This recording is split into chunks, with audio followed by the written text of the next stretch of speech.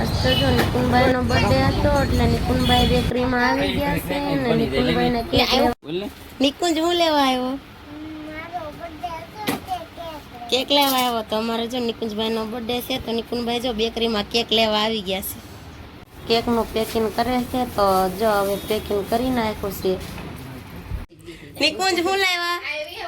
Cake. તો નિકુંજભાઈ નો birthday છે તો નિકુંજભાઈ જો બેકરીમાંથી કેક લઈને આવી ગયા છે.